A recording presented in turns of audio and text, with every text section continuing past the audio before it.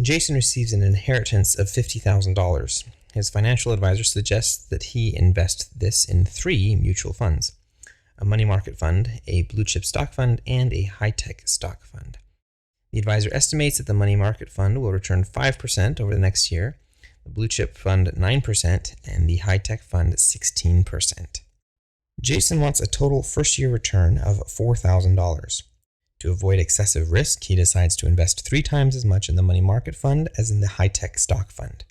How much should he invest in each fund? So we've got a lot of things going on here, and the first thing we're going to do is just assign some variables. Now, we've got 3 different funds here that we are looking to invest in. We've got the money market fund, the blue chip stock fund, and the high-tech stock fund. So we're just going to let those things be our variables. Okay, X, Y, and Z. So X will be the money market fund. Y will be the blue chip stock fund. And Z will be the high-tech stock fund.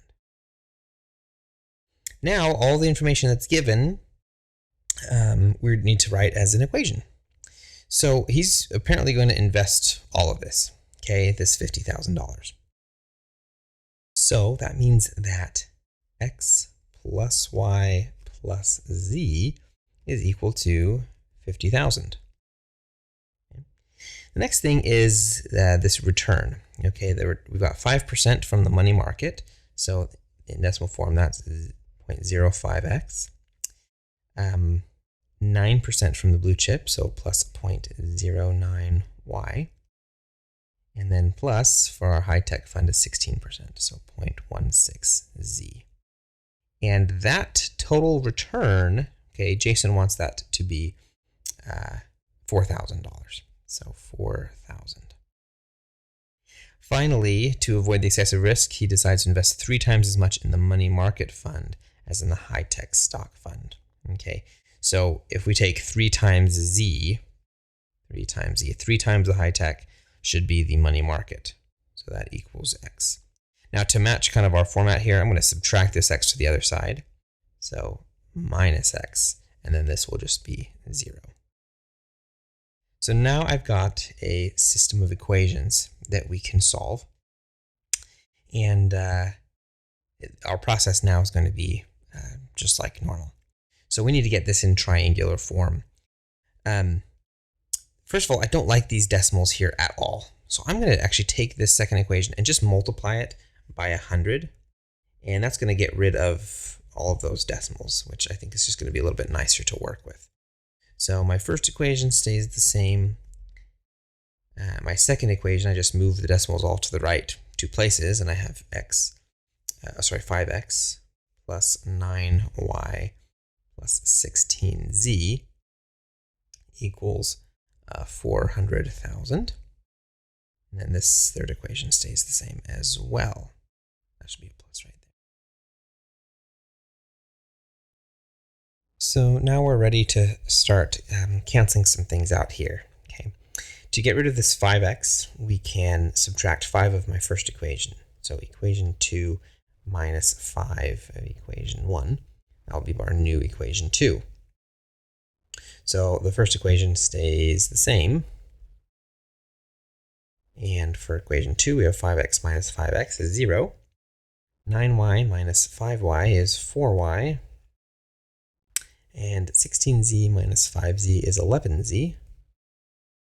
And then 400,000 minus 250,000 is 150,000. And then here, for my negative x, I can get rid of that by just adding the first equation. So equation 3 plus equation 1 will be our new equation 3. So negative x plus x is 0. Nothing plus y is y. And 3z plus z is 4z. And then 0 plus 50,000 is 50,000. Now, to get rid of this y here, I could subtract a fourth of the equation 2, but that would introduce some pretty nasty fractions, and I don't like that. So instead, I'm going to take this third equation and multiply it by a 4 so that I have a 4y here, and then I can subtract equation 2 from it.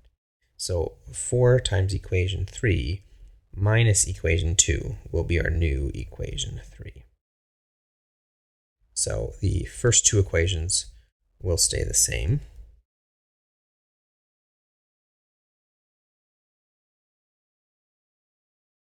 And then I have 4y minus 4y is 0. And then 16z minus 11z is 5z. And then 200,000 minus 150,000 is 50,000. So now I can solve for z here. I divide by 5 and I get z equals 10,000. Okay.